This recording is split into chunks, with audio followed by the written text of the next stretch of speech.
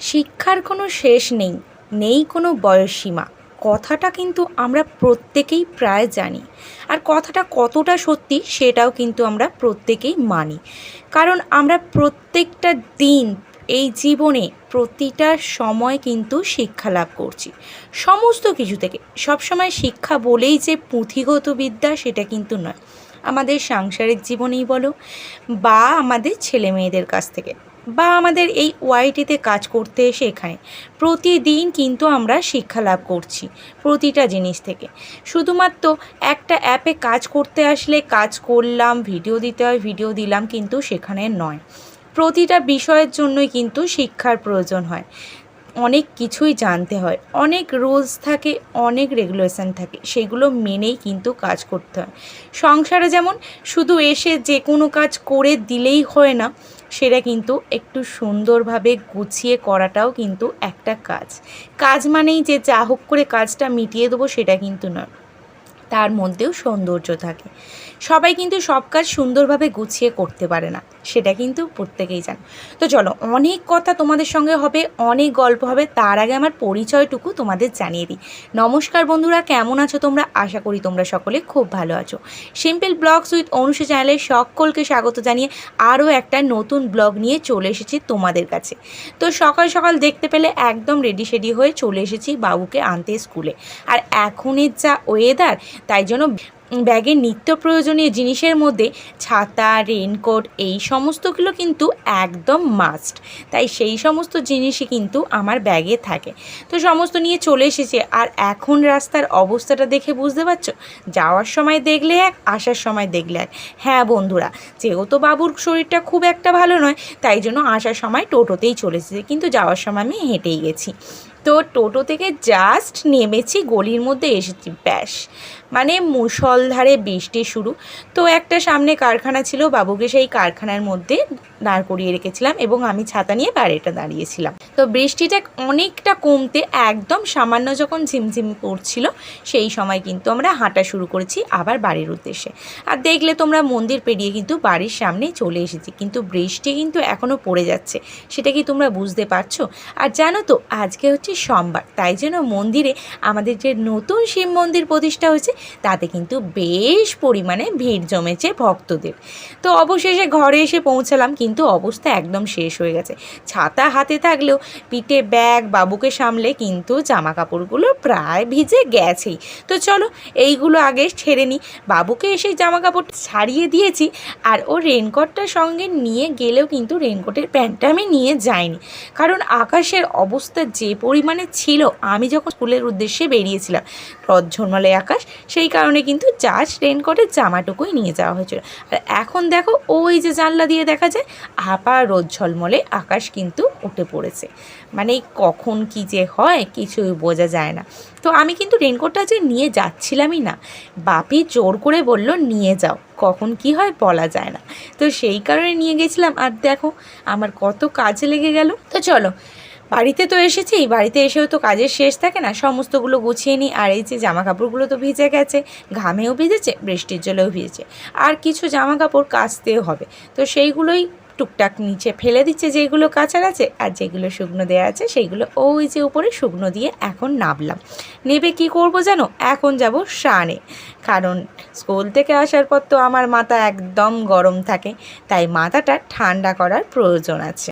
হ্যাঁ, বৃষ্টির জলে কিছুটা ঠান্ডা হয়েছে, কিন্তু পুরোপুরি ঠান্ডা হয়নি। মাথাতে তো সেইভাবে জল পড়েনি, হালকা পড়েছে, গাটা পুরো ভিজে গিয়েছিল। তাই ঝটপট স্নানটা সেরেই নিলাম। এসে একটু রেডি সেডি হয়ে যাচ্ছি, তারপরে টিফিন করতে হয়, কারণ পেটে ছুঁচো দৌড়াচ্ছে। সকাল থেকে তো কিছুই খাওয়া হয়নি, শুধুমাত্র লেবুর জল ছাড়া। তাই তাড়াতাড়ি রেডি হয়ে চলো টিফিনটা সেরে নিই। আর ভিডিওর প্রথমেই যে সমস্ত কথাগুলো তোমাদের বলছিলাম, আমরা প্রথম যখন ওয়াইটিতে আসি, আমরা কিন্তু কেউই এই ওয়াইটির রুলস বা রেগুলেশন কিছুই সেইভাবে জানতাম না। সমস্তটাই কিন্তু আমাদের সমস্ত বন্ধুদের কাছ থেকে শেখা। সেই সব বন্ধুরা কিন্তু ওয়াইটি থেকে নিই আমাদের পাওয়া। যেখানেই যাই আমরা কিন্তু বন্ধুত্ব পাতাতে কিন্তু ওস্তাদ আছি। একদম সব জায়গাতেই আমরা কিন্তু বন্ধু পাতিয়েই ফেলি। তো সেই রকমই ওয়াইটিতে অনেক ভালো ভালো কাছের বন্ধু পেয়েছি, যাদের থেকে আমরা সমস্ত কিছু জানতে পেরেছি। তবে সমস্তটা জানতে পেরেছি সেটাও বলছি না, কারণ ওয়াইটির এমনও অনেক রুলস আছে যেগুলো কিন্তু এখনও পর্যন্ত আমরা জানি না। তো দেখো, ওদিকে টিফিন সেরে মাঝে অনেকটা সময় পেরিয়ে গেছে, সেইগুলো আর ক্যামেরাবন্দি করা হয়নি। তারপরে সোজা দুপুরের লাঞ্চ নিয়ে চলে এসেছি। আর আজকে দুপুরে কী রান্না হয়েছিল জানো? করলা বেগুন ভাজা আর মাছের তেল পোটা দিয়ে ঝাল। ওটা দিয়েই মানে ভাতটা পুরোটাই প্রায় শেষ হয়ে গিয়েছিল। আর তারপরে ছিল কুমড়ো ফুলের বড়া। আজকের কুমড়ো ফুলের বড়াগুলো একটু আলাদাভাবে করা হয়েছে, কুচিয়ে পেঁয়াজ আর কাঁচা লঙ্কা এই সমস্ত দিয়ে করা হয়েছে। আর তার সঙ্গে ছিল মাছের ঝোল। তো সেই সমস্ত দিয়ে দুপুরের লাঞ্চটা কমপ্লিট করে তারপরে সারা বিকেল কেটে গেছে। তারপরে আর ভিডিও করা হয়নি। এই যে সোজা রাত্রে ভিডিওটা করেছি। রাত্রে বলতে এখন ঘড়ির কাঁটায় বেজে গেছে 8টা। আর এই যে রাতে রান্না করতে চলে এসে আর প্রথমেই তোমাদেরকে যেটা দেখালাম ওটা হচ্ছে ঠাকুরের প্রসাদ।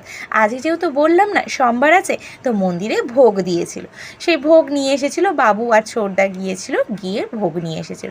সেটাই সবাই মিলে একটু ঠাকুরের প্রসাদ খেয়ে নিচ্ছিলাম।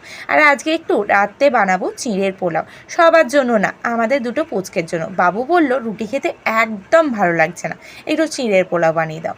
তবে ওর জানো তো খেয়াল খুশি, বলছে ঠিকই, বানিয়ে দিলেও শেষ পর্যন্ত কতটা খাবে সেটা নিয়ে সন্দেহ আছে। তো যাকে যাক, সেটা পরে দেখা যাবে। বানাতে যখন বলেছে তাই বানিয়ে দিচ্ছি। আর আমাদের ডিনারে অল্প করে তরকারি হবে, ওই যে ছোলার ডাল করছিলাম, সেটাই প্রেশার কুকারে বসিয়ে দিয়েছিলাম।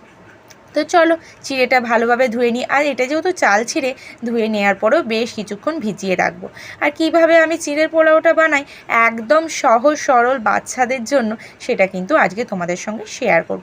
আর প্রথমেই তোমরা তো দেখলে আলু আর পেঁয়াজটা কেটে নিয়েছে। আর যেহেতু বাবু মানে 2 বাবুর জন্য করছি, তাই জন্য কিন্তু কাঁচা লঙ্কাটা একদমই দিইনি। আর বেশি কিন্তু সবজিও দিইনি, ওরা একদমই বেশি সবজি পছন্দ করে না সেই কারণে। তো চলো এটা এখন ভিজে থাকুক। আর কিছু জিনিস তোমাদেরকে শেয়ার করে দিই। রথের মেলায় যে গিয়েছিলাম, ফিরতি রথের সময় বেশ কিছু কিন্তু জিনিস কিনে এনেছিলাম, তোমাদের শেয়ার করব বলেছিলাম। সেগুলো কিন্তু কথায় কথায় বা এই যে বাবুর অসুস্থতা এই সমস্ত নিয়ে কিন্তু একদমই শেয়ার করা হয় না। এই যে কন্টেনারটা দেখছো, এটা কিন্তু ওই রথের মেলাতেই কিনে এনেছিলাম। এটার দাম কত নিয়েছিল জানো? মাত্র 10 টাকা, হোলসেল 10 টাকা। ওই তোমাদেরকে দেখিয়েছিলাম না একটা দোকান বসেছিল। আর এই যে লাল কন্টেনারটা দেখছো, এটাও কিন্তু ওখান থেকেই কেনা। এটা পূজা এনেছিল, সেই রথের দিনে গিয়েছিল, সোজা রথের দিন, সেই দিনেও এনেছিল। তোমাদের সঙ্গে তো কিছুই শেয়ার হয়নি যে দুটো রথেই কী কী কিনলাম। আর আমি ওই চকলেট কালারেরটা এনেছিলাম। আরও বেশ কিছু জিনিস এনেছি, সেইগুলো তোমাদেরকে ভিডিও চলতে চলতে দেখাবো। তো দেখো, এই তো আলু পেঁয়াজটা কাটাই ছিল, তার সঙ্গে একটু কাজু কিশমিশও নিয়ে নিয়েছি। তবে নিয়েছে ঠিকই, বাবু কিন্তু কাজু কিশমিশ কোনোটাই খায় না, ও বেছে বেছে ফেলে দেবে আমি জানি, তবুও একটু দিলাম। কড়াইতে সাদা তেলটা দিয়ে একটু সামান্য অল্প করে সর্ষে ফোড়ন দিয়েছিলাম। তবে এতে কিন্তু সর্ষের বদলে কিন্তু কালো জিরেও ফোড়ন দেওয়া যায়, তার সঙ্গে কারি পাতা থাকলে খুব ভালো হয়। কিন্তু ও তো কালো জিরে যেহেতু আমার বাড়িতে ছিল না, আর সর্ষেও খুব একটা খাবে না, তাই জন্য একদম সামান্য শুধু টেস্টের জন্য, একটা যে টেস্ট আসবে সেই কারণে শুধু অল্প একটুখানি সর্ষে ফোড়ন দিয়েছিল। তো এদিকে চিঁড়েটাও ভালোভাবে ভিজে গেছে, তাই জন্য জলটা ঝারিয়ে নিলাম। আর এদিকে আলু পেঁয়াজটা ভালো করে ভেজে নিই। চলো ততক্ষণ। ঘর সংসারের কাজই বলো বা যে কোনো অ্যাপে কাজ করাই বলো, সমস্তটাই কিন্তু আমরা একজনের দেখেই শিখি, নিজে থেকে কিন্তু কখনোই একা একা শিখে যাই না।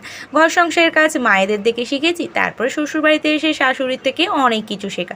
সেটা শুধু ঘর সংসার নয়, রান্না বান্না সমস্ত কিছু। তাই কেউ কারো থেকে নকল করছে এই কথাটা বলো না, আমরা প্রত্যেকেই কিন্তু নকল করি। আমরা কেউই কিন্তু রান্না বা কাজকর্ম শিখে আসিনি জন্মাবার সময়, প্রত্যেকে কিন্তু দেখে দেখেই শিখেছি। তাহলে তুমিও তো নকল করেছো, তাই একজনকে কোনো কথা বলার আগে নিজের দিকটা দেখে তারপরে কথা বলো।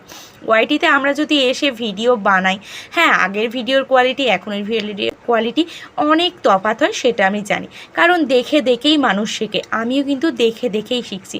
অনেক বড় বড় আমাদের থেকে ইউটিউবার আছে, তাদের ভিডিও দেখেই আমরা কী কারণে আমাদের ভালো লাগে সেখান থেকে কিছু শিক্ষাও গ্রহণ করতে পারি। সব সময় শুধু যে দেখেই যাব সেরকম কিন্তু নয়। দেখে জিনিসটা যদি আমরা শিখতে পারি তবেই কিন্তু তাদের আসল পাওনা, যে তারাও কিছু শেখাতে পারছে বা আমরাও কিন্তু কিছু শিখতে পারছি তাদের ভিডিও দেখে। একটা ভিডিও বানানো বা তাকে এডিট করার মধ্যেও কিন্তু অনেক কাজ আছে, তো সেইগুলোও কিন্তু ঠিকঠাকভাবে না করলে ভিডিওটা কিন্তু কখনোই সুন্দর হয় না। তো দেখো ওদিকে দেখলে তো আলুর মধ্যে একটু 1 চিমটি হলুদ দিয়ে আমি আলুটা ভেজে নিয়েছিলাম, আলু আর পেঁয়াজ, তারপরে দিয়ে দিয়েছিলাম কাজু কিশমিশটা, তারপরে চিড়েটা দিয়ে দিলাম, আর ওপর থেকে একটু দিয়েছিলাম ম্যাগি মশলা আর নুন আর চিনি পরিমাণ মতো। ব্যাস একটু ভালোভাবে ভেজে নিতে আমার কিন্তু চিড়ের পোলাও একদম রেডি হয়ে গেছে খাওয়ার জন্য। তো এই গেল ওদের দু ভাইয়ের রাতের ডিনার। এবার আমাদের রান্নাটাও তো কমপ্লিট করতে হবে, শুধু তো তরকারিটাই হয়েছে, এদিকে রুটিটাও বেলানো হয়েছে। তো চলো এটাও কমপ্লিট করে নিই। আর দেখো তোমাদের কাছে এই যে বাকি জিনিসগুলো দেখাচ্ছি, রথের মেলায় কিনেছিলাম। এই যে চৌকো মতো ঝুড়িটা আছে, ওটাও কিন্তু ওই রথের মেলাতেই কিনেছিলাম। সমস্তটার দাম কিন্তু মাত্র 10 টাকা ছিল। আর ওই যে খেলনাটা দেখালাম যেটা এই মুহূর্তে ভেঙে ফেলেছে, ওটাও 10 টাকাই ছিল, স্প্রিং টাইপের। আর এই টিফিন কৌটোটা, এটাও 10 টাকা। কি সুন্দর না, সমস্তটাই 10 টাকায় এত সুন্দর সুন্দর জিনিস পাওয়া যাবে, সত্যিই কিন্তু ধারণার অতীত ছিল। তো দেখতে পেলাম আর ভালো লাগলো বলে সমস্তটা নিয়েও নিলাম। তো আজকে অনেক কথাই বাকি রয়ে গেল জানো তো, আবার একটা নতুন ভিডিও আনবো, আরও বেশ কিছু কথা বা বেশ কিছু গল্প তোমাদের সঙ্গে শেয়ার করব। তো চলো আজকের মতো ভিডিওটা আমি এখানেই শেষ করছি। সবাই ভালো থেকো, সুস্থ থেকো, সাবধানে থেকো। দেখা হচ্ছে আবার তোমাদের সঙ্গে নেক্সট ভিডিওতে। টাটা।